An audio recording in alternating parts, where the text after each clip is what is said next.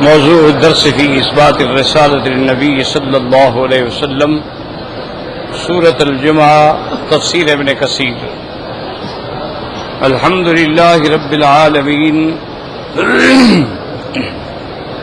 والصلاة والسلام على أشرف الأنبياء وسيد المرسلين سيدنا محمد وعلى آله وأصحابه أجمعين. اللهم صل على سيدنا محمد وعلى آل سيدنا محمد كما صليت على إبراهيم وعلى آل إبراهيم في العالمين إنك حميد مجيد. أعوذ بالله من الشيطان الرجيم. بسم الله الرحمن الرحيم.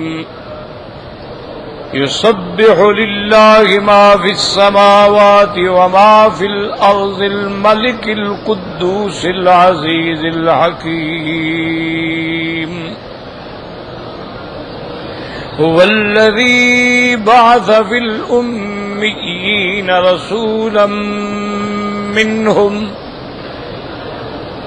يتلو عليهم آياته ويزكيهم ويعلمهم الكتاب والحكمة وإن كانوا من قبل لفي ضلال مبين. وآخرين منهم لما يلحقوا بهم وهو العزيز الحكيم. ذلك فضل الله يؤتيه من يشاء والله ذو الفضل العظيم.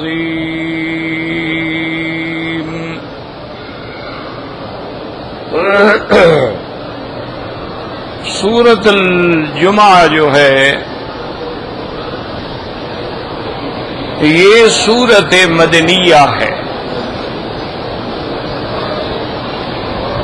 بعض سورتیں جو ہیں وہ سورتیں مکیہ کہلاتی ہیں اور بعض سورتیں جو ہیں وہ سور مدنیہ کہلاتی ہیں. اس میں علماء کے بڑے اقوال ہیں لیکن فیصلہ جو ہے وہ یہ ہے کہ جتنے قرآن مقدس کی صورتیں یا آیات جو ہیں وہ ہجرت سے پہلے نازل ہوئی ہیں وہ مکی ہیں. ایک موٹی بات یاد رکھیں کہ ہجرت سے پہلے جہاں جہاں سورت اتری قرآن اترا جہاں اترا وہ سب سور مکیہ ہیں اور ہجرت کے بعد جو صورتیں اتری یا آیات اتری ہیں وہ چاہے کہیں بھی اتری ہوں وہ سب مدنیہ ہیں. اب دیکھیں نا کہ الیوم اکملت لکم دینکم یہ آیت تو عرفات میں اتری ہے. عرفات تو مکے کا علاقہ ہے نا، حرم کے بعد عرفات ہے. تو اسی طرح والمرسلات جو ہے وہ سورت مینا میں اتری ہے. تو مینا جو ہے وہ تو گویا مکے کا حصہ ہے. مینا تو حرم ہے، جیسے یہ حرم ہے مینا بھی حرم ہے، مزدلفہ بھی حرم ہے. عرفات سے پہلے جا کے حد حرم ختم ہوتی ہے. یہ تو سارا علاقہ ہی حرم ہے لیکن اس کو مدنی کہا جائے گا چونکہ ہجرت کے بعد ہوتی. اسی طرح سورۃ الفتح کی آیات ہیں انا فتحنا لک فتحا مبینا. یہ مقام حدیبیہ میں اتری ہیں یعنی مکے اور جدہ کے درمیان میں، جس کو آج کل شمیسی کہتے ہیں. یہ وہ مقام ہے جہاں حضور پاک کی صلح ہوئی تھی مشرکین مکہ سے اور آپ روانہ ہوئے تو یہ آیتیں اتری. تو یہ حدیبیہ تو مکے کا علاقہ ہے لیکن ہم اس کو مدنی کہتے ہیں. وجہ کیا ہے کہ تمام صورتیں جو بھی ہجرت کے بعد اترے گی وہ مدنیہ ہوگی. بس ایک موٹی بات یاد رکھیں. اب تو الحمدللہ آسانی ہے کہ علماء نے ہر سورت کے آگے لکھ بھی دیا ہے کہ سورۃ مکیۃ، سورۃ مدنیۃ، سورۃ مکیۃ، سورۃ اب تو کوئی مشکل ہے نہیں نا، جب آدمی قرآن شریف پڑھتا ہے تو سورت میں لکھا ہوتا ہے، لیکن پہلے دور میں جب یہ چیزیں لکھی ہوئی نہیں ہوتی تھی، سرکار دو عالم کے زمانے میں اس طرح نہ ترتیب تھی، نہ قرآن جمع ہوا تھا، اور نہ یہ لکھا گیا تھا کہ یہ سورت مکی ہے یا مدنی ہے۔ تو اس زمانے میں پھر صحابہ اور تابعین کیسے معلوم کرتے تھے کہ بھی یہ مکی سورت ہے یا مدنی سورت ہے؟ تو بڑی واضح بات تھی کہ اگر تو عقیدے کا مسئلہ ہے، توحید کا، اثبات رسالت کا، قیامت کا، شرک کا رد ہے، مشرکین کا رد ہے، صاف ظاہر ہے کہ یہ مکی زندگی کی صورت ہے۔ اور اگر نماز ہے، روزہ ہے، احکام ہے، جہاد ہے، قتال ہے، غنائم ہے، فے ہے، صاف سمجھ آ گیا کہ یہ معاملات مدینے میں ہوئے تھے، لہذا یہ مدنی صورت ہے۔ تو اس زمانے میں جو لوگ تھے وہ اس طرح اندازہ لگاتے تھے کہ یہ صورت مکی ہے یا صورت مدنیہ ہے، کیونکہ مکے میں کوئی احکام نہیں اترے۔ یاد رکھو 40 سال کے بعد حضور پاک رحمت دو جہاں صلی اللہ علیہ وسلم کو نبوت ملی، 13 سال نبوت کے بعد آپ نے مکے میں زندگی گزاری، ایک حکم بھی نہیں آیا۔ صرف مسئلے جو تھے نا وہ 3 مسئلے تھے جن کو اصول ثلاثہ کہا جاتا ہے، توحید، رسالت، قیامت۔ باقی جتنے احکام ہیں قرآن میں وہ سارے کے سارے مدینہ منورہ میں ہیں۔ مدینہ منورہ میں آپ کی 10 سال کی زندگی ہے، لیکن تمام احکام جو ہیں، نماز ہے اس کی تفصیل ہے، معراج کی رات نماز فرض ہو گئی، لیکن اس کی تنفیذ اور اس کے احکام اور شروط اور ارکان وہ سب مدینہ منورہ میں۔ اسی طرح زکوٰۃ کے احکام ہیں، اسی طرح حج کی فرضیت کے احکام ہیں، اسی طرح جہاد کے احکام ہیں، اسی طرح اموال غنیمت اور اموال فے کا کیا فرق ہے، اسی طرح حدود ہے کہ بھئی قتل کا کیا حدود ہے، اور زنا کی کیا حد ہے، اور شراب کی کیا حد ہے، اور تہمت لگانے والے کے سارے احکام مدینہ منورہ میں آئے۔ تو یہ سورۃ الجمعہ جو ہے، یاد رکھو یہ بھی مدنی سورت ہے، اور اس سورت میں سب سے پہلے تو اللہ تبارک و تعالی کی تنزیہ اور تقدیس کا بیان ہے، اس کے بعد پھر حضور صلی اللہ علیہ وسلم کی رسالت کا بیان ہے، اس کے بعد پھر وظائف رسالت کا بیان ہے۔ بات سمجھیں، سب سے پہلے تو اللہ تبارک و تعالی نے فرمایا یسبح للہ ما فی السماوات وما فی الارض۔ یاد رکھیں یسبح، اور قرآن پاک میں کسی سورت کی ابتدا میں آتا ہے سبح للہ، اور کسی جگہ امر کے صیغے میں ہے سبحوہ بکرۃ وأصیلا۔ تو سبح یسبح ماضی کا صیغہ ہے، مضارع کا صیغہ ہے، امر کا صیغہ ہے۔ اس کی وجہ یہ ہے کہ اس میں اشارہ ہے کہ کوئی دور، کوئی وقت، کوئی زمانہ، کوئی گھڑی ایسی نہیں گزری، کوئی سیکنڈ ایسا نہیں گزرا جس میں اللہ کی تسبیح بیان نہ کی جاتی ہو۔ اس لیے ماضی کا صیغہ بھی آیا سبح للہ، اور مضارع حال اور استقبال پہ دلالت کرتا ہے یسبح للہ، اور بعض علماء فرماتے ہیں حال اور استقبال استمراری، یعنی اللہ کی تسبیح بیان کرتے ہیں، پاکی بیان کرتے ہیں، اب بھی کر رہے ہیں اور آئندہ بھی کرتے رہیں گے۔ تو یہاں مضارع کا صیغہ آیا، اور کسی جگہ اللہ نے اپنے نبی کو حکم دیا سبحوہ بکرۃ وأصیلا، اے میرے پاک پیغمبر اللہ کی تسبیح بیان کرو۔ اور کہیں اللہ پاک نے قرآن میں حکم دیا فسبح باسم ربک العظیم، اور کہیں اللہ نے حکم دیا سبح اسم ربک الاعلی.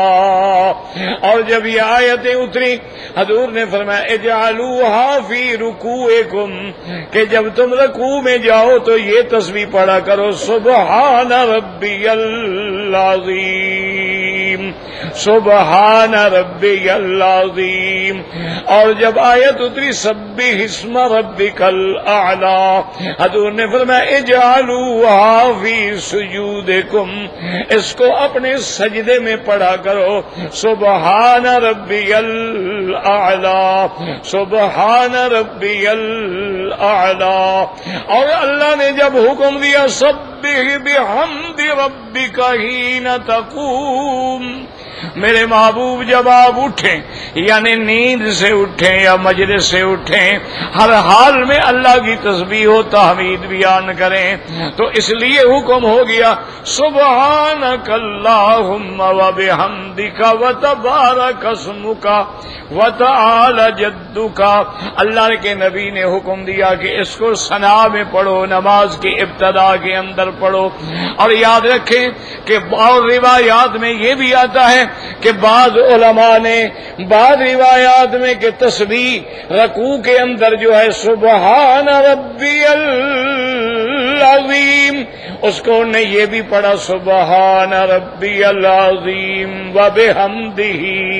اور بعض نے آیا سبحانک یا عظیم اور بعض نے پڑھا سبوح قدوس ربنا ورب الملائکۃ والروح. اور اسی طرح سبحان ربی الاعلی بعض علماء نے پڑھا سبحان ربی الاعلی وبحمدہ. اور اسی طرح جب ہم نماز شروع کرتے ہیں تو بعض علماء نے ثنا میں پڑھا اللہم باعد بینی و بین خطایایا کما باعدت بین المشرق والمغرب انی وجہت وجہی للذی فطر السماوات والارض حنیفا وما انا من المشرکین. لیکن یاد رکھیں کہ امام ابو حنیفہ رحمت اللہ علیہ اللہ تمام ائمہ کی مزاروں پہ قبروں پہ رحمت فرمائے اور ان کے مزارات کو منور فرما دے. لیکن یاد رکھیں کہ امام صاحب جو ہیں ان کا موقف یہ ہے کہ سب سے پہلے وہ اللہ کے قرآن سے استدلال کرتے ہیں. اگر قرآن میں کوئی چیز نہ ملے تو پھر حدیث رسول اللہ کی طرف جاتے ہیں. تو اس لیے امام صاحب فرماتے ہیں کہ بھائی روایات میں اللہم باعد بینی و بین خطایا یہ موجود ہے لیکن قرآن کے مطابق سبحانک اللہم وبحمدک ہے کہ اللہ نے قرآن میں فرمایا سبح بحمد ربک حین تقوم. تو اس لیے وہ کہتے ہیں کہ ثنا میں یہ پڑھا جائے تو یہ سب سے افضل ہے چونکہ حکم قرآن ہے. وہ کہتے ہیں آپ رکوع میں کچھ بھی پڑھ سکتے ہیں لیکن سبح اسم ربک العظیم جو ہے وہ قرآن کا حکم ہے. بھائی بیٹھ جاؤ نا مہربانی کرو بیٹھ جائیں. ایک بعد میں آتے ہیں اور ایک لوگوں کی گردنیں پھلانکتے ہیں انا للہ و انا الیہ راجعون. بعد میں آؤ تو پھر بعد میں بیٹھو. کسی کے اوپر سے گزر کے آنا شریعت میں جائز نہیں ہے. جو پہلے آ گیا اس کا حق ہے. تو اب امام صاحب فرماتے ہیں کہ بھائی آپ اس تسبیح جو ہے رکوع میں صرف وہی پڑھیں سبحان ربی العظیم اور سجدے میں وہی پڑھیں سبحان ربی الاعلی. کیوں؟ یہ قرآن کے مطابق. اس لیے ان کے دلائل جو ہے نا ان میں بڑا زور ہوتا ہے. اچھا بعض علماء نے جمع کر دیا. بعض فقہا نے دونوں اقوال کو جو انہوں نے کہا امام صاحب کی بات بھی ٹھیک ہے. انہوں نے کہا ایسا کرو کہ جب فرض نماز ہو پھر تو وہی پڑھو سبحان ربی العظیم سبحان ربی الاعلی اور کوئی لفظ نہ بڑھاؤ. لیکن اگر آپ نفل نماز پڑھ رہے ہیں تو پھر جو مرضی ہے پڑھتے رہو سبحانک یا عظیم سبوح قدوس ربنا ورب الملائکۃ والروح. سجدے میں جاتے اللہم لک سجدت بک آمنت علیک توکلت الیک انبت اللہم اغفر لی ما قدمت وما اسررت وما اعلنت انت المقدم انت المؤخر. جو مرضی ہے پڑھو چونکہ نفل نماز ہے. نفل کے اندر توسع ہوتا ہے نفل کے اندر وسعت ہوتی ہے اور فرائض کے اندر ایک لفظ بھی نہ بڑھائیں جو قرآن سے ثابت ہے اور جو حدیث مبارک سے ثابت. اب دیکھیں نا نماز میں اللہ اکبر. اچھا بعض روایت میں اللہ اکبر کبیرا اللہ اکبر کبیرہ والحمد للہ کثیرا سبحان اللہ بکرۃ واصیلا، یہ بھی جائز ہے، لیکن تکبیر حضور پاک نے جو فرائض میں فرمائی ہے صرف اللہ اکبر ہے، اس میں زیادہ نہیں فرمایا، ورنہ تو جائز ہے۔ تو اس لیے علماء فرماتے ہیں کہ تہجد پڑھ رہے ہو، نفل پڑھ رہے ہو، پھر سارے کلمات پڑھتے جاؤ، جو مرضی ہے پڑھتے جاؤ، لیکن جب فرض نماز پڑھ رہے ہیں تو اس میں کوئی اپنی طرف سے اضافہ نہ کریں۔ اب دیکھیں نا، جب ہم نماز میں درود پڑھتے ہیں اللہم صلی علی محمد وعلی آل محمد کما صلیت، تو حالانکہ حضور سے بڑا سردار کون ہو سکتا ہے؟ حضور تو ساری امت کے سردار ہیں، ساری مخلوق کے سردار ہیں، اور حضور نے خود فرمایا کہ انا سید ولد آدم، میں تو تمام اولاد آدم کا سردار ہوں، اور پھر حضور کیوں سردار نہ ہوں کہ جن کے خادم، جن کی اولادیں بھی سردار ہیں، سیدہ شباب اہل الجنت الحسن والحسین، سیدہ کہول اہل الجنت ابی بکر و عمر، سید الشہداء حمزہ رضی اللہ تعالی عنہ، تو حضور تو پھر سب کے سردار ہیں نا۔ لیکن ہم نماز میں نہیں کہیں گے اللہم صلی علی سیدنا محمد، نماز میں کہیں گے اللہم صلی علی محمد وعلی، اب نماز کے باہر آپ کہیں اللہم صلی علی سیدنا حبیبنا شفیعنا محمد، کوئی حرج نہیں، کوئی بات نہیں، اس میں تو حضور کی جتنی ہم صفتیں بیان کریں گے کوئی بات نہیں، لیکن نماز میں ہم ادھر ادھر ایک حرف بھی نہیں پڑھا سکتے ہیں کہ جو حضور پاک نے نماز میں پڑھا ہے اور جو پڑھایا ہے اس سے زیادہ اللہم صلی علی محمد وعلی آل محمد کما صلیت علی ابراہیم وعلی آل ابراہیم فی العالمین وبارک علی محمد وعلی آل محمد کما بارکت علی ابراہیم وعلی آل ابراہیم فی العالمین انک حمید مجید، یہ حدیث سے ثابت ہے۔ تو اس لیے ہمیشہ یاد رکھو عشق کا معنی ہی یہی ہوتا ہے۔ ایک بات یاد رکھو کہ عاشق جو ہے وہ اپنے محبوب کا مطیع ہوتا ہے، فرما بردار ہوتا ہے، غلام ہوتا ہے، وہ تو اشارے پہ کٹ مرنے والا ہوتا ہے کہ جو حضور نے حکم دیا ہے دنیا بدل جائے حضور کا حکم قائم رہے گا۔ ہمیشہ ایک بات یاد رکھا کریں، یہ تو ویسے دنیا میں بڑے جھگڑے پیدا ہو گئے ہیں، اللہ معاف کرے، اور اگر کوئی سمجھانے کی کوشش کرے تو ایک الزام موجود ہے جو انگریزوں نے ہمارے لیے بنایا تھا، وہابی، اس کی بنیاد انگریزوں نے رکھی تھی کہ بھی جو اللہ کا نام لے، جو دین کا نام لے، اسلام کا نام لے، قرآن کا نام لے، وہ وہابی ہے، اور جو ماشاءاللہ حجرے مجرے گانے قوالیاں اور اس کے بعد جناب عرس شریف، مزار شریف اور 11ویں شریف اور 12ویں شریف، یہ اہل سنت ہے ماشاءاللہ، یعنی جو مکمل بدعات میں گھرا ہوا ہے، مجسمہ بدعت ہے، وہ اہل سنت ہے۔ انا للہ و انا الیہ راجعون، اور کیا کہہ سکتے ہیں، تو یہ خدا کی شان ہے۔ اچھا، میں تو کبھی کبھی سوچتا رہتا ہوں ایک طالب علم کی حیثیت سے کہ ابھی عیسیٰ علیہ السلام اور حضور کا ذکر اکٹھے آ رہا ہے نا، پہلی صورت میں حضرت عیسیٰ علیہ السلام کا ذکر، اس صورت میں آ رہا ہے میرے مدنی پاک کا ذکر آ رہا ہے۔ اچھا، عیسیٰ علیہ السلام کے بارے میں بھی کتنی جماعتیں بنی تھی؟ 3 جماعتیں۔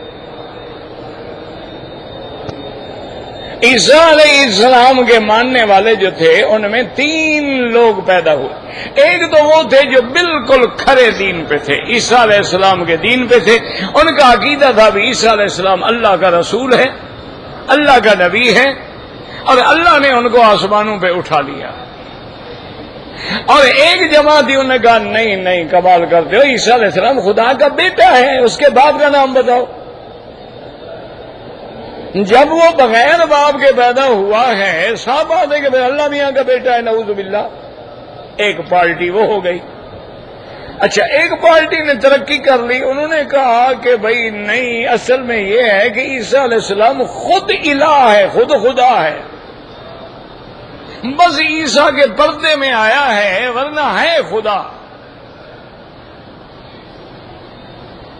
یہ اللہ کا قرآن ہے، لقد کفر الذین قالوا ان اللہ هو المسیح ابن مریم، حقیقت پکی بات ہے، جنہوں نے کفر کیا انہوں نے کہا اللہ خود مسیح ہے۔ اچھا بعض جو تھے نا وہ کچھ تذبذب میں آ گئے. انہوں نے کہا کہ بھائی خدا ہے، بیٹا ہے، رسول ہے. انہوں نے کہا اصل بات یہ ہے کہ ثالث و ثلاثہ، ان تین میں ایک خدا ہے، ان تین کے اندر ایک خدا ہے. کون ہے پتہ نہیں. بھئی جب آپ کو خدا کا پتہ ہی نہیں تو پھر کلمہ کس کا پڑھتے ہو؟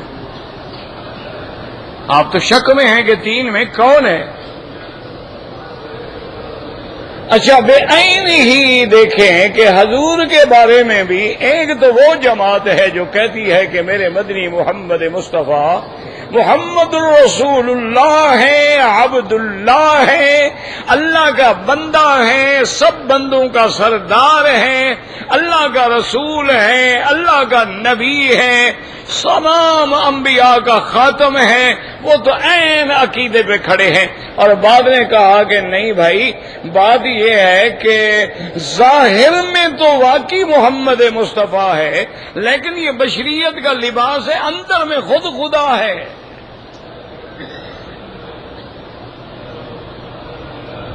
اب دیکھیں وہی عقیدہ آ گیا نہیں جو کافروں نے کہا تھا کہ عیسیٰ علیہ السلام خدا ہے.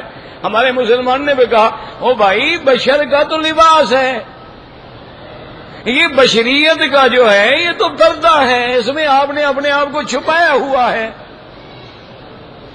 اور اگر یہ پردہ ہٹا دیا جائے، انہوں نے کہا دیکھو مثلا احد اللہ کی صفت ہے، احد کس کی صفت ہے؟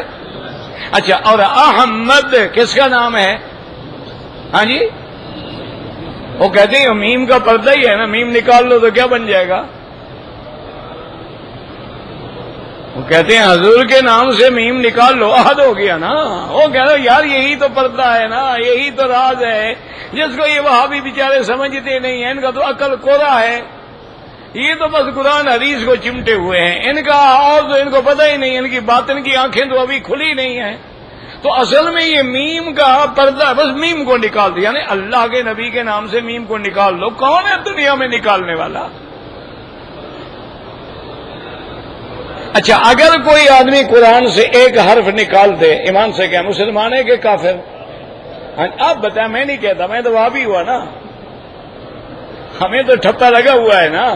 آپ فیصلہ کریں اللہ کے حرم میں اگر خدا کے قرآن میں سے ایک حرف نکال دے کوئی، مسلمان ہے یا کافر؟ اچھا، زبر کے بجائے پیش پڑھ دے انعمت علیہم، کہہ دے انعمت علیہم، تو کیا ہو جائے گا؟ کافر ہو جائے گا. اچھا، تو لفظ احمد قرآن میں آیا ہے مبشرم برسول یاتی من بعد اسمہ احمد. اگر میم نکالو گے تو کیا ہو جاؤ گے پھر؟ تو یہ جو ہے نا، یاد رکھیں یہ جتنے باطل فرقے ہیں نا، ان میں ظنیات ہوتے ہیں، توہمات ہوتے ہیں، شبہات ہوتے ہیں، تعویلات ہوتے ہیں، حقیقت کچھ نہیں ہوتی، صرف بنائی جاتی ہیں باتیں کہ یہ جی اچھا، انہوں نے ایک نے کہا کہ بشریت کا لباس ہے، بشریت کا لباس ہے، اندر میں خدا ہے. اچھا جی، اچھا، بعد ایک تیسری جماعت بھی تھی، وہاں تھے نا جو تین میں ایک ہے، وہی چکر میں تھے نا. اسی طرح ہمارے مسلمان بھی ہیں، وہ کہتے ہیں جی حقیقت محمد دی پاک ہو ہی نہیں سکتا. وہ کہتے ہیں کہ حضور کی حقیقت کا کسی کو پتہ چل ہی نہیں سکتا، ادھر چپ کی جگہ ہے، اللہ کوئی نہیں سکتا، بس خاموش ہے، پتہ نہیں حضور کی حقیقت کیا ہے، خدا ہے کہ نبی ہے کوئی پتہ نہیں، چپ کرو بس. وہ کیا کہتے ہیں تین میں ایک ہے، چپ کرو بس، پتہ نہیں کون ہے. تو یہاں بھی وہی فرقے پیدا ہوئے.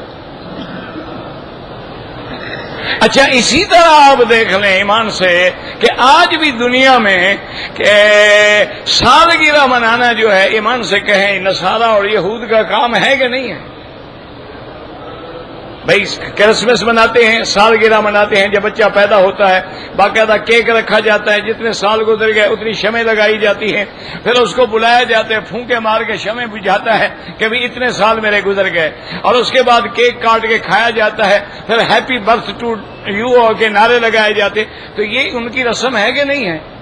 اچھا، اور ان کی جو تاریخ ہے 2011، یہ کیا ہے؟ میلادی ہے، یعنی اس کی تاریخ ابتدا کیا ہے؟ عیسیٰ علیہ السلام کے میلاد سے.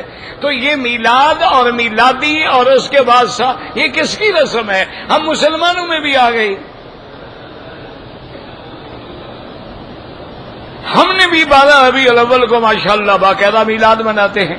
اچھا، اور آج تک یہ بھی شریف آدمی فیصلہ نہیں کر سکے بھئی اب تو دنیا بڑی آگے چلی گئی ہے نا، اب تو انٹرنیٹ کا زمانہ ہے، آپ 1000 سال پہلے کی اور 1000 سال آنے والی تاریخ بھی دیکھ سکتے ہیں۔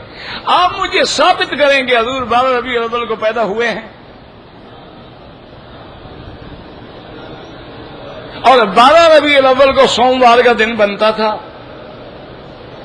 انٹرنیٹ پہ بیٹھ جاؤ، پڑھے لکھے لوگوں بحث کرو، حضور تو 9 ربیع الاول کو پیدا ہوئے ہیں شریف آدمی، 12 ربیع الاول تو وفات کی تاریخ ہے، آپ وفات والے دن جو ہے میلاد منا رہے ہیں،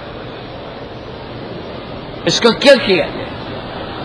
کہو تو کہ دیکھا جی حضور کے گستاخ ہیں جناب، میلاد نہیں مانتے اور شریف نہیں مانتے جناب، اسی لیے تو جب مر جاتے ہیں نا ان کی قبروں پہ نہ کوئی چڑھاوا ہوتا ہے، نہ کوئی پردہ ہوتا ہے، نہ کوئی غلاف ہوتا ہے۔ یہ دیکھیں ہمارے پیر ہیں ماشاءاللہ، اونچے اونچے قبے ہیں، اور اللہ کے نبی نے بھیجا اللہ ان پہ لعنت کرے جو قبے بناتے ہیں۔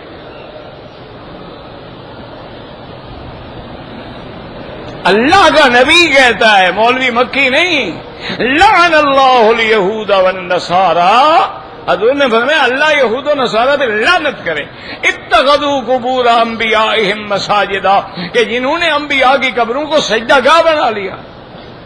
اور اللہ کے نبی نے حکم دیا حضرت علی کو کہ یا علی آپ جائیں مکہ مکرمہ، اللہ تدع تمثالا الا مسحتہ ولا قبرا مشرفا الا سویتہ، جو تصویریں دیکھو مٹا ڈالو، اور جو قبر اونچی ہے اس کو برابر کر دو زمین کے۔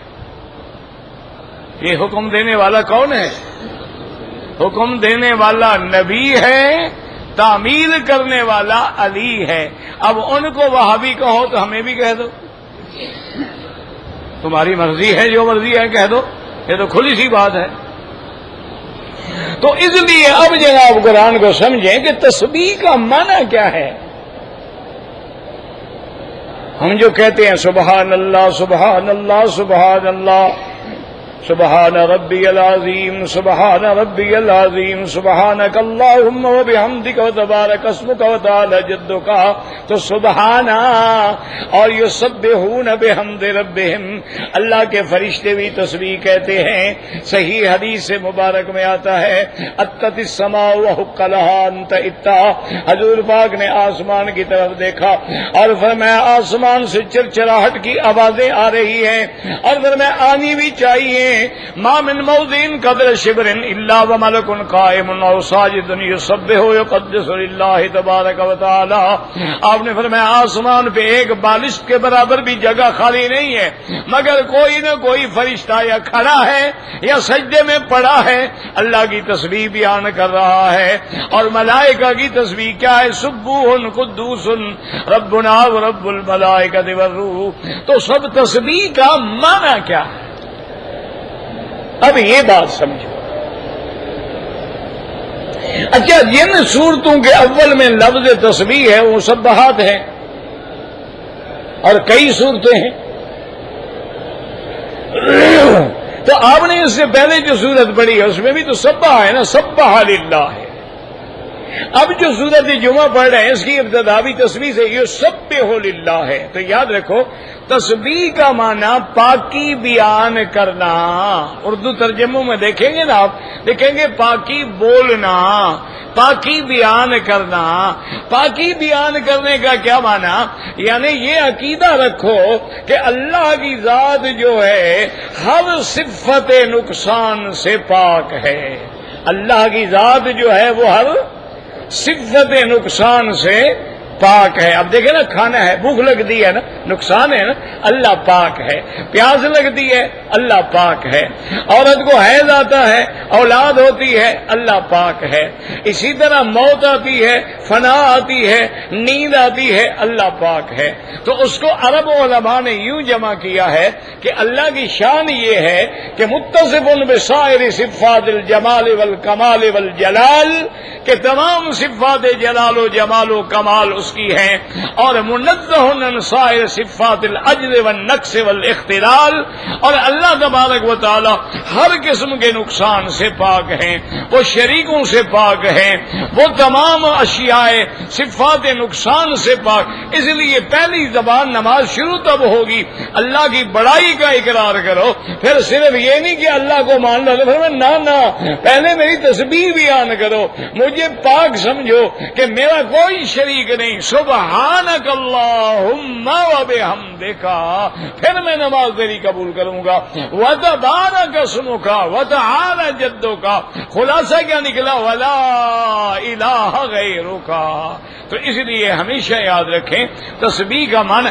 اب یہاں اللہ فرماتے ہیں یسبح للہ ما فی السماوات والارض، اللہ فرماتے ہیں اللہ کی تسبیح بیان کر رہے ہیں اور کرتے رہیں گے جو آسمانوں میں ہیں اور جو زمین میں ہیں۔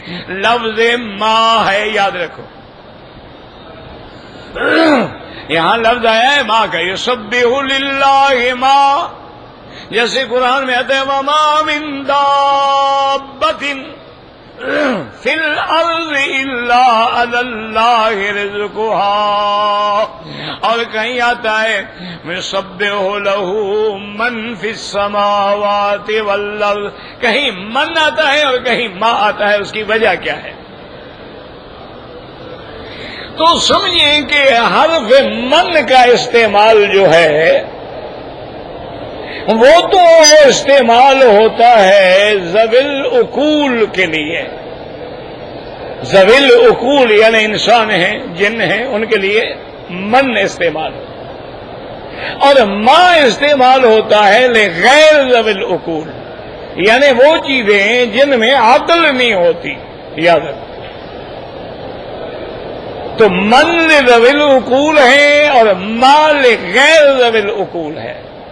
اچھا، کبھی یہ ہوتا ہے کہ تغلیباً کہہ دیا جاتا ہے کہ حرف ما آ گیا، حالانکہ ما تو غیر ذوی العقول کے لیے تھا، تو یعنی علی سبیل تغلیب کہ ذوی العقول تو بہت کم ہے، غیر ذوی العقول زیادہ ہے، تو جب ہر چیز غیر ذوی العقول بھی تسبیح کر رہے ہیں تو ذوی العقول تو خود بخود تسبیح کریں گے نا، یاد رکھیں۔ اس لیے کبھی حرف من ہوتا ہے اور کبھی حرف ما ہوتا ہے۔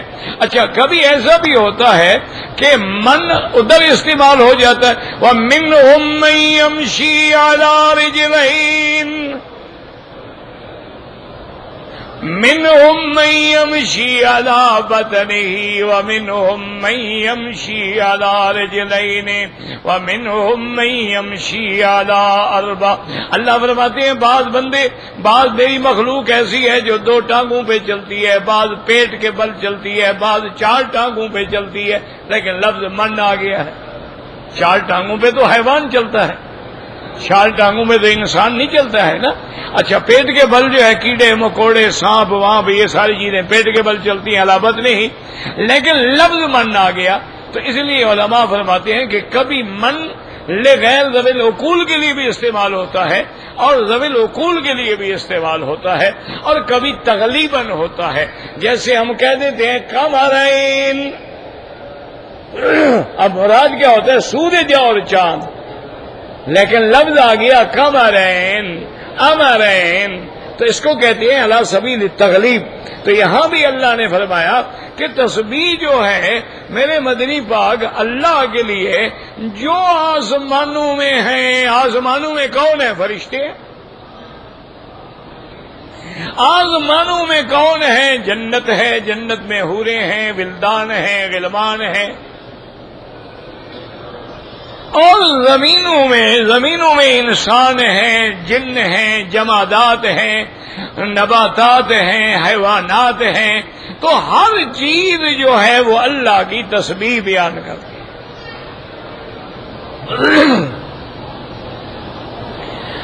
اب حضور یہ بھی سمجھیں کہ ہر چیز تسبیح بیان کرتی ہے، کیا مانا؟ بھئی انسان تو کہتے ہیں سبحان اللہ، فرشتے بھی کہتے ہیں سبحان اللہ، جن بھی کہتے ہیں، جو مسلمان ہیں وہ بھی کہتے ہیں سبحان اللہ، وہ بھی نمازیں پڑھتے ہیں، وہ بھی حج کرتے ہیں، وہ بھی قرآن پڑھتے ہیں، جنوں میں بھی حافظ ہوتے ہیں، جنوں میں بھی علماء ہوتے ہیں، جنوں میں صحابی ہیں، تابعین ہیں، بڑے بڑے محدثین ہیں، فقہا ہیں، جن بھی اللہ کی ایک مخلوق ہے نا. لیکن بات یہ ہے کہ بھئی نباتات ہیں، سبزیاں ہیں، درخت ہیں، پہاڑ ہیں،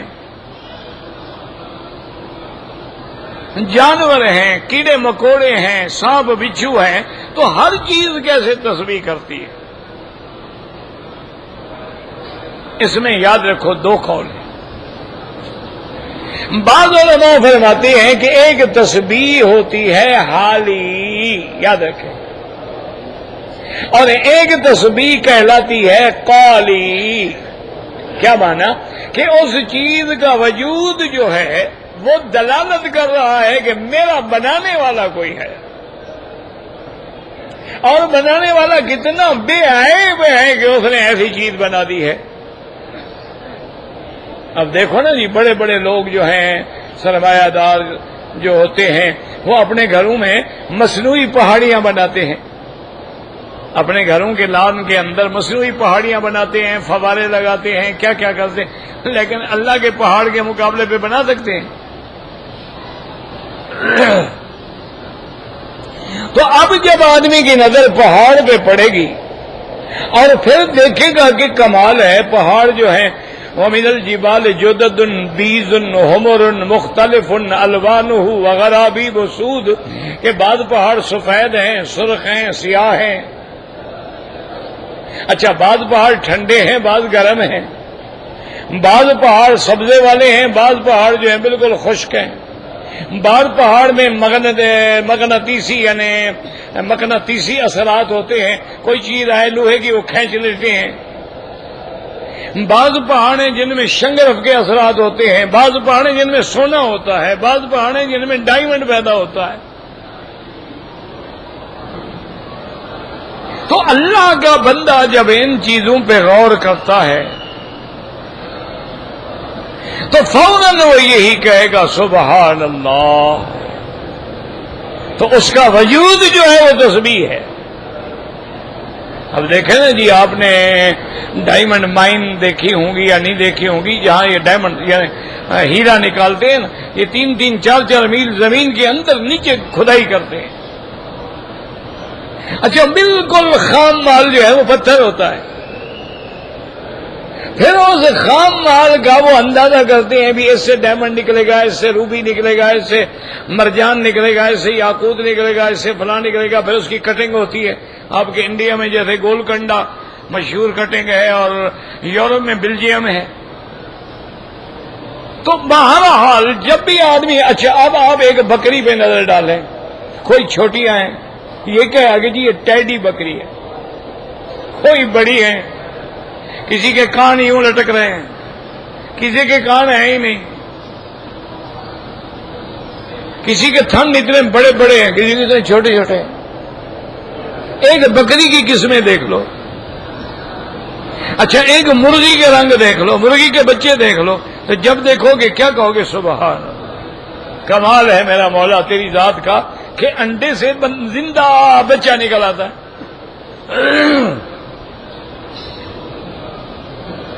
اور پھر وہ جب بچہ نکلتا ہے جیسے بالکل کپاس کا تھوڑا سا ایسا ہوتا ہے، رواں سا ہوتا ہے.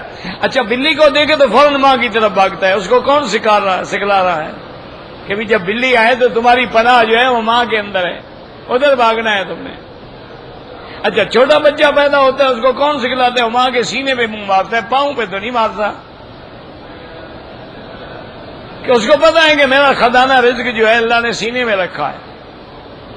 تو ان چیزوں کو جب ہم دیکھتے ہیں تو ان کا وجود دلالت کرتا ہے کہ اللہ کی ذات پاک ہے. سبحان اللہ. تو لہذا یہ تسبیح حالی ہے. اور بعض علماء فرماتے ہیں کہ اس تعویل کی ہمیں ضرورت ہی نہیں ہے، ہر چیز حقیقتاً تسبیح کرتی ہے. وَإِن مِّن شَيْءٍ إِلَّا يُسَبِّحُ بِحَمْدِهِ، کوئی چیز ایسی نہیں مگر جو اللہ کی تسبیح نہ کرے. وَلَٰكِن لَّا تَفْقَهُونَ تَسْبِيحَهُمْ، تم ان کی تسبیح کو سمجھ نہیں سکتے ہو. اب دیکھیں نا، حضرت سلیمان علیہ السلام ہد کی زبان سمجھ لیتے تھے، ہم نہیں سمجھتے.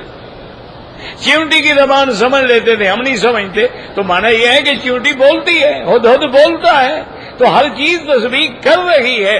اور اللہ نے حکم دیا تھا کہ جب میرا پیغمبر داؤد علیہ السلام میری تسبیح کرے، اللہ نے حکم دیا پہاڑوں کو کہ تم بھی میرے پیغمبر کے ساتھ تسبیح کرو۔ اللہ نے حکم دیا کہ تم بھی داؤد علیہ السلام کے ساتھ تسبیح بیان کرو۔ اب جب داؤد علیہ السلام تسبیح کہتے تو پہاڑ جواب دیتے، اب جب داؤد علیہ السلام تسبیح کرتے پرندے اوپر کھڑے ہو جاتے۔ اور صحیح بخاری شریف کی حدیث میں ہے، میرے آقا نے رحمت دو عالم نے صلی اللہ علیہ وسلم نے فرمایا، انی لاعرف حجرا بمکہ، مکے میں ایک پتھر ہے جس کو جانتا ہوں، پہچانتا ہوں کہ یسلم علیہ قبل ان بعثت، ابھی مجھے اللہ نے نبی نہیں بنایا تھا، نبوت نہیں ملی تھی، میں جب قریب گزرتا تھا مجھ پہ سلام پڑھتا تھا، اور میں اس پتھر کو میں جانتا، اسی لیے مکے میں اس گلی کا نام بھی زقاق الحجر ہے، وہ پتھر والی گلی۔ یہ جب آپ جائیں گے نا مروہ سے نکلیں گے، آگے جو گلی آتی ہے وہ ہے زقاق الحجر۔ اب تو خیر وہ سب حرم میں آ گیا، اب وہ جگہ تو نہیں رہی، اب تو بی بی خدیجہ کا گھر بھی اندر آ گیا، اب تو دار ام ہانی بھی اندر آ گیا، دار ارقم بھی اندر آ گیا، اب تو سارے وہ جو گھر تھے اللہ کے گھر میں آ گئے، اللہ کے حرم میں آ گئے ہیں۔ تو بہرحال اس کا معنی یہ ہوا کہ پہاڑ بھی تسبیح کہتے ہیں، کہ حضور نے فرمایا کہ وہ پتھر مجھ پہ سلام کہتا ہے۔ حضور پاک جبل احد پہ کھڑے تھے کہ جبل احد کانپا، اس میں زلزلہ آیا۔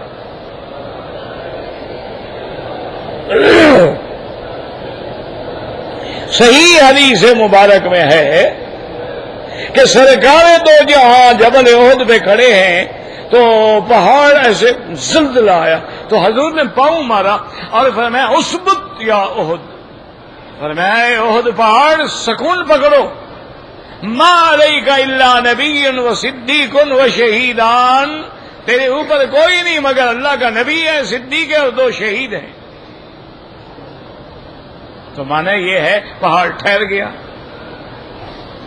اچھا ہماری برادری بھی کوئی عجیب ہے یار، خدا کی شان ہے۔ ہماری برادری سے مراد ہوتا ہے میری مولوی برادری، ہماری برادری تو مولوی ہے نا بابا، اور کون ہماری برادری ہوتا ہے؟ وہ بھی عجیب ہے، وہ کہتے ہیں دیکھو وہابی جو ہے نا، جب ہم یہ دھمال کھیلتے ہیں وجد آ جاتا ہے، یہ کہتے ہیں بدعت ہے۔ پہاڑ جو ہے حضور جو کھڑے تھے نا وہاں دھمال کھیلنے لگ گیا۔ دیکھو انہوں نے کہاں سے حدیث ڈھونڈی ہے ماشاءاللہ۔ انہوں نے کہا حضور جب پہاڑ پہ کھڑے تھے تو پہاڑ خوشی میں آ کے دھمال ڈالنے لگ گیا، ہم اگر حضور کے نام پہ دھمال ڈالتے ہیں تو وہابیوں کو کیا تکلیف ہوتی ہے؟ میں نے اس سے کہا مولوی صاحب سے، میں نے کہا مولوی صاحب اگر حدیث پوری پڑھتے تو ہم پہ اعتراض نہ کرتے۔ کہتے کیا مطلب؟ میں نے کہا جب وہ پہاڑ دھمال کھیلنے لگا حضور نے کیا کیا؟ کہتے پاؤں مارا، انہوں نے کہا سیدھی بات کرو، جوتا مارا۔ پاؤں میں جوتا ہوتا ہے یا کس میں ہوتا ہے؟ ہاتھ میں ہوتا ہے۔ حضور ناراض ہوئے کہ راضی ہونا؟ اثبت یا احد۔ میں نے کہا ابھی جو دھمال کھیلے گا ہم بھی پھر وہی عمل کریں گے، ہم بھی حضور کی سنت پہ عمل کریں گے، وہابی کہو گلابی کہو تمہاری مرضی، جو مرضی ہے کہتے ہو۔ معنی یہ ہوا کہ اگر وہ دھمال ہے تو حضور اس میں خوش نہیں ہے، ورنہ حضور کہتے صحابہ سے بھی ڈرو نہیں، اس کو خوش ہونے دو، دھمال کھیلنے دو۔ حضور نے فرمایا اثبت یا احد ما علیک الا نبی و صدیق و شہید، تیرے اوپر ایک نبی ہے، صدیق ہے اور عمر شہید ہے۔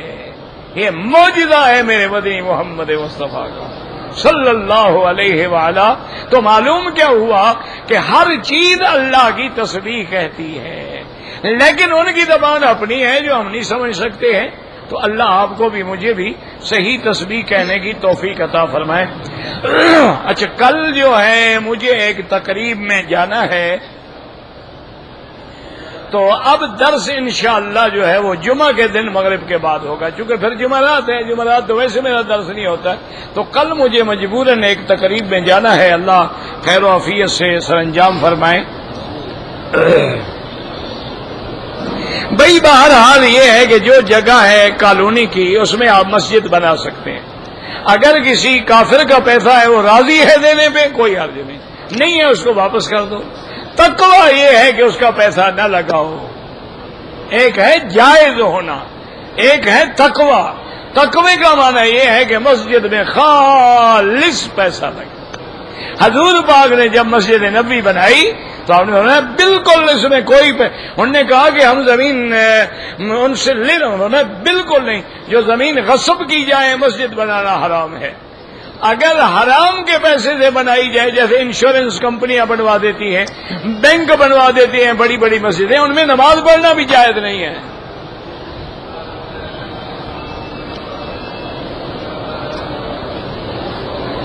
اگر ایک عورت ہے اپنے گھر میں بچیوں کو قرآن پڑھاتی ہے، حیض آ جائے پڑھا سکتی ہے، مانے کہ لفظ نہ پڑھے سنتی رہے، جہاں بچی غلطی کرے وہاں ٹوک دے.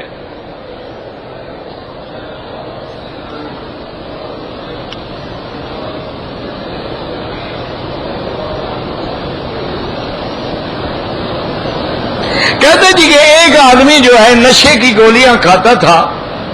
ایک دن گھر میں آیا تو اس کی بیوی کسی بات پہ لڑ رہی تھی، تو اس نے نشے میں آ کر بیوی کو طلاق دے دی. لیکن عجیب نشہ ہے کہ عربی کا لفظ طلاق اس کو یاد رہا نہیں. طلاق اردو کا لفظ ہے، عربی کا لفظ ہے. تو اس نشے والے کو کیسے آ گیا؟ نشے میں آگے ڈنڈا مار دیتا، نشے میں آگے دھکے دے کے گھر سے نکال دیتا، لڑ پڑتا، کپڑے چھین لیتا، کپڑے پھاڑ دیتا. یہ طلاق کا لفظ کہاں سے ڈھونڈ لیا؟ اب بہانے بناتے ہو طلاق ہو گئی. کبھی کہتے ہیں نشہ تھا، کبھی کہتے ہیں غصہ تھا. بھئی طلاق محبت میں بھی کوئی دیتا ہے، جب بھی دے گا غصے میں دے گا.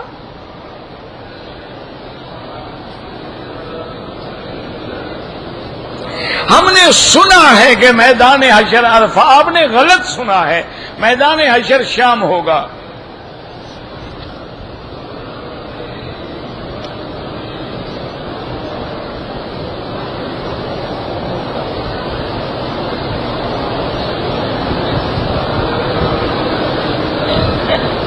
مجھے میری اور بیوی کے درمیان میں جھگڑا تھا، میں دوسری شادی کرنا چاہتا تھا.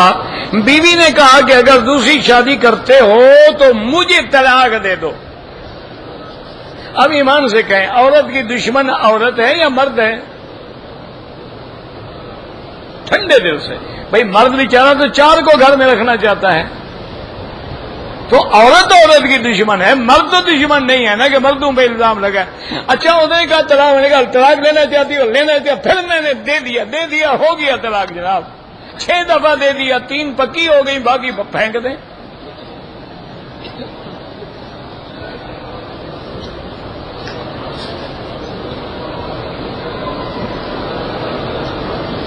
اگر کسی نے طواف عمرے کے دوران میں اللہ کے کعبے کے گھر سے استلام کیا ہے، وہ طواف ہی نہیں ہوا. حجر اسود سے پہلے کرو طواف نہیں ہوگا، بعد میں شروع کرو تو طواف نہیں ہوگا. عین حجر اسود کے کنارے کے سامنے کھڑے ہو کے نیت کی جائے گی. اس کا علاج یہ ہے کہ جلدی جلدی طواف دوہرا دے. ایک آدمی نے طواف کی 2 رکعت نہیں پڑھے، جب یاد آ جائے پڑھ لو، ابھی پڑھ لو، 2 دن 10 دن گزر جائیں پڑھ لو.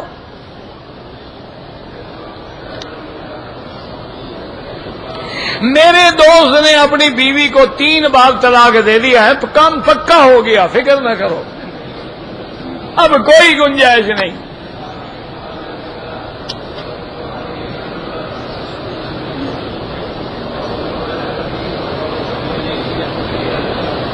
کہتے ہیں جی کہ سورۃ الفیل پڑھنے سے مجھے کسی نے کہا ہے جس کے متعلق پڑھیں اس پر موت آ جاتی ہے.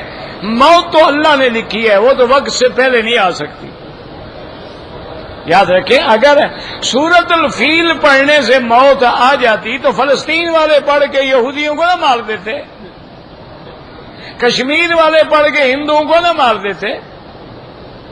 ہاں بابا، موت کسی کو نہیں آتی، موت اسی دن آئے گی جب اللہ نے لکھی ہے. ہاں علماء نے یہ لکھا ہے کہ دشمن کے شر سے بچنے کے لیے پڑھیں.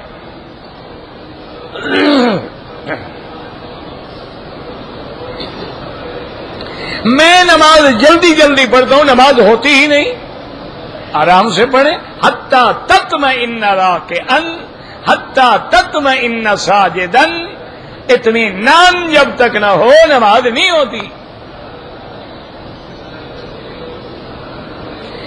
میرا لڑکا بھی اللہ شفا عطا فرمائے، میرا بھائی فوت ہو گیا، اللہ جتنے بھی فوت ہو گئے سب کی مغفرت فرما، سب کے قبروں کو باغ جنت بنا، اور جتنے زندہ ہیں ہدایت کا فیصلہ فرما، اور جب ہمارا آخری وقت آئے زبان پہ جاری فرما لا الہ الا اللہ محمد الرسول اللہ.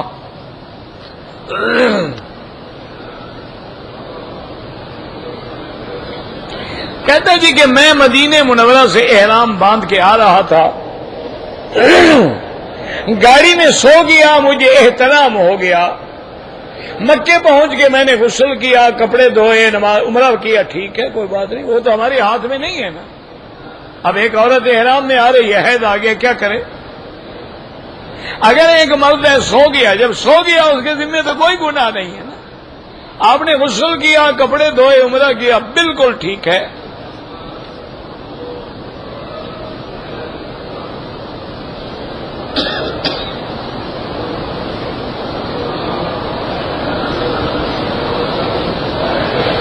میرے والدین چاہتے ہیں کہ میں سعودی عرب میں رہوں، اور میں چاہتا ہوں کہ پاکستان میں رہوں. بہتر حال یہ ہے کہ 2 رکعت پڑھ کے استخارہ کر دو کہ یا اللہ میرا یہاں رہنا بہتر ہے یا وہاں جانا بہتر ہے. 1 رات 2 رات 3 رات پر جو اللہ دل میں ڈال دے عمل کرو.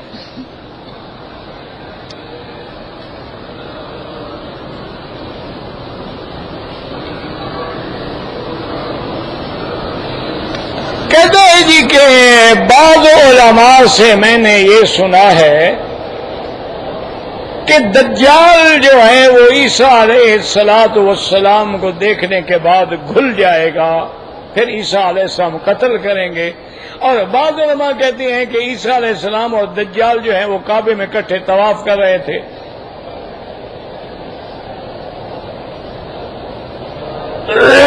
یہی وہ وجہ ہے میرے عزیز کہ حدیث پڑھنا جو ہے وہ بڑا آسان ہے لیکن سمجھنا بڑا مشکل. اسی لیے ہم کہتے ہیں کہ بغیر مربی کے مربع نہیں بنتا، بغیر امام کے نماز نہیں ہوتی، یا تو پھر اکیلے پڑھو. اب جناب مسئلہ یہ ہے، یہ دونوں باتیں ٹھیک ہیں. عیسیٰ علیہ السلام کا اور دجال کے طواف کے بارے میں ایک حدیث آتی ہے کہ حضور نے فرمایا کہ میں نے دیکھا ہے خواب میں کہ وہ طواف کر رہے ہیں. اور وہ حدیث بھی حضور پاک کی ہے کہ جب عیسیٰ علیہ السلام آئیں گے دجال باب لد میں ہوگا، یذوب کما یذوب الملح فی الماء، ایسے گلنے لگ جائے گا جیسے نمک پانی میں گلتا ہے. تو معنی یہ ہے کہ طواف اگر کر رہا تھا تو اس وقت دجال نہیں بنا تھا، دجالیت کا دعویٰ نہیں کیا تھا. جب دجال بنے گا تو پھر حرم میں نہیں آئے گا. دجال بننے سے پہلے کوئی رہ جائے، لاکھ دفعہ رہ جائے. اب دیکھو نا، جب تک قادیانی نے نبوت کا دعویٰ نہیں کیا تو علماء بھی تو اس کے ساتھ ہوتے تھے نا. علماء نے ان کی کتابوں میں تقریریں لکھی ہیں. تو کافر تو تب بنے گا جب دعویٰ کرے گا. جب دجال نے دعویٰ ہی نہیں کیا تو مکے میں رہے، مدینے میں رہے، کہاں رہے؟ جب دجالیت کا دعویٰ کر لے گا پھر حرمین میں داخل نہیں ہوگا. الا انکابھا الملائکہ، اللہ حرمین کی حدوں پہ فرشتوں کو رکھیں گے، یا رسونہا، حفاظت کریں گے. دجال آنے کی کوشش کرے گا تو وہ مار کے بھگا دیں گے.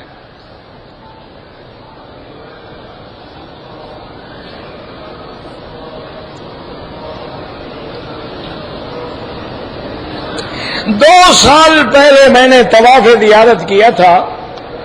کسی عورت کے ٹکرانے سے میرا وضو ٹوٹ گیا. بڑا کچا وضو ہے یار، اللہ معاف کرے. عورت کے ٹکرانے سے وضو ٹوٹ جاتا ہے تو بڑا کچا وضو ہوا نا. بہرحال وہ طواف تمہارا بغیر وضو کے تم نے کیا تھا، اگر اللہ نے پیسہ دیا ہے تو ایک اونٹ ذبح کرو، اگر غریب ہو تو ایک دم ادا کرو، اور اگر مکے میں ہو تو ایک دفعہ طواف بھی دوبارہ کرو، اسی نیت سے کہ جو میرا طواف خراب ہوا تھا اسی کو دوہرا رہا۔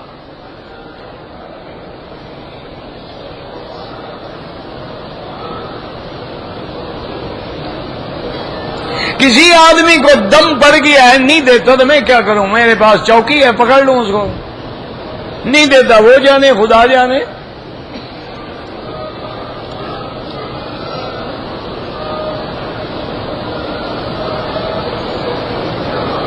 صفا مروہ کا 6 چکر لگایا، جو بچ گیا جا کے پورا کر لو۔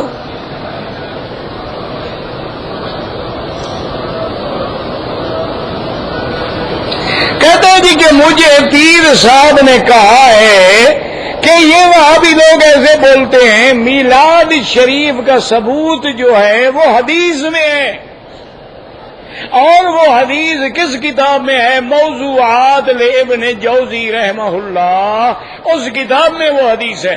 اب اتنے جاہل پیر کا میں کیا کروں؟ وہ کتاب جو ہے نا موضوعات مانا اس میں ساری گھڑی ہوئی حدیثیں ہیں، موضوعات مانا جو وجہ کی جائیں۔ ابن جوزی نے ان جھوٹی حدیثوں کو جمع کیا ہے تاکہ تمہیں پتہ لگ جائے کہ یہ جھوٹ ہے، یہ جھوٹ ہے، یہ جھوٹ ہے، یہ جھوٹ ہے۔ تو آپ کو مسئلہ بھی ان جھوٹی کتابوں میں ملا ہے۔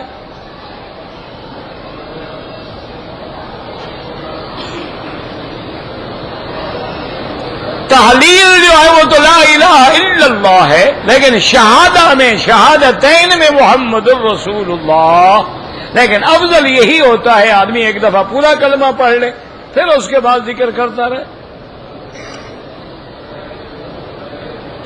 کہتے جی کہ حمام میں جب میں داخل ہوا تو میں نے اسی ننگی حالت میں وضو کیا ہے۔ شریف آدمی ننگی حالت میں جب غسل ہو جاتا ہے تو وضو کیوں نہیں ہوا؟ عجیب آدمی ہے، عقل ہے یا بھوسا بھرا ہوا ہے؟ بھائی ننگی حالت میں وضو، تمہارا غسل تو ہو جاتا ہے جو بڑی چیز ہے، وضو کیوں نہیں ہوتا؟ وضو بھی ہو جاتا ہے۔ ننگے کا کیا معنی ہوتا ہے تمہیں آتا ہے؟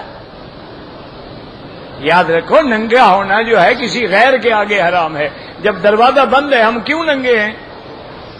حمام کا دروازہ بند ہے، ہم ننگے نہیں ہیں۔ جیسے چادر پہنی ہوئی ہے تو اب ہم ننگے نہیں ہیں، چادر ہٹائیں گے تو ننگے ہوں گے نا۔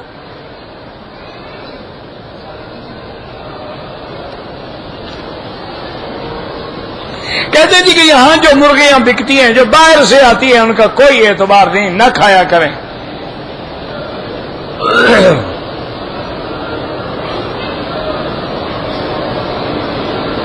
کہتے ہیں جی کہ عید کا چاند جو ہے وہ 29 کا نہیں تھا۔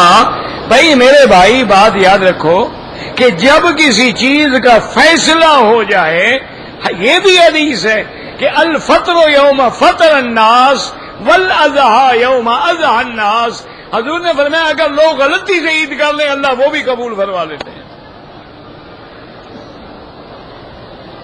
پتہ نہیں تمہیں کہاں سے وہ بادل کا ٹکڑا نظر آ گیا، ساری دنیا تو متفق ہے کہ چاند ہے۔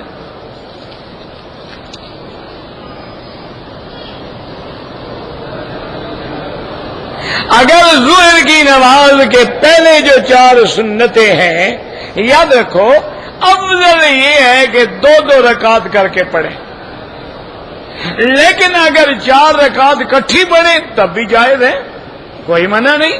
جب 4 رکعت فرض پڑھنا جائز ہے تو 4 رکعت سنت پڑھنا بھی جائز ہے، لیکن افضل یہ ہے کہ رات کی نماز ہو تو 4 رکعت پڑھو، اور دن کی نماز ہو تو 2 رکعت کر کے پڑھو تو ثواب زیادہ ہے، افضلیت اسی میں ہے۔ اگر رات کی تہجد ہے جیسے بی بی عائشہ فرماتی ہے کان یصلی 4 حضور 4 رکعت پڑھتے تھے، فلا تسأل عن حسنہن وطولہن، اور حضور کی نماز جیسی خوبصورت نماز کون پڑھ سکتا ہے، اور حضور کی لمبی قرات کے مطابق کون قرات کر سکتا ہے؟ تو یاد رکھو 2 پڑھنا بھی جائز ہے اور 4 پڑھنا بھی جائز ہے۔ تم غم ان کا کرو جو پڑھتے ہی نہیں ہیں۔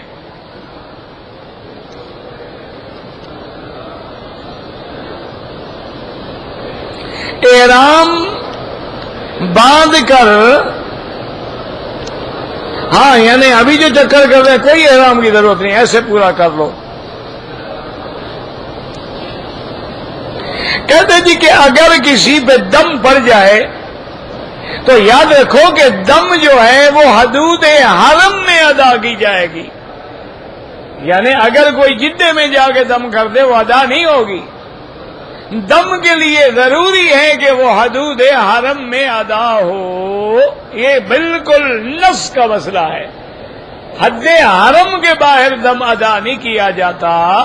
اور یہ بھی ہے کہ دم جو ہے وہ فقراء مکہ پہ تقسیم کیا جائے، یعنی حرم میں ذبح کریں اور وہاں جو فقیر ہوتے ہیں ان کو تقسیم کر دیں، کسی بڑے آدمی کو بھی نہ دیں. اور ویسے بھی یاد رکھو طواف بھی حرم میں ہوگا، صفا مروہ بھی حرم میں ہوگی، بال بھی حرم میں کٹائے جائیں گے، تو جو غلطی ہوگی اس کی دم بھی حرم میں ہوگی. یہ تو ہے کہ یعنی بڑا عام فہم مسئلہ ہے جس کو ہر آدمی سمجھ سکتا ہے. اللہ ہمیں دین پہ چلنے کی توفیق دے. دعا کریں کہ اللہ عالم اسلام سے عذاب رفع فرما دے.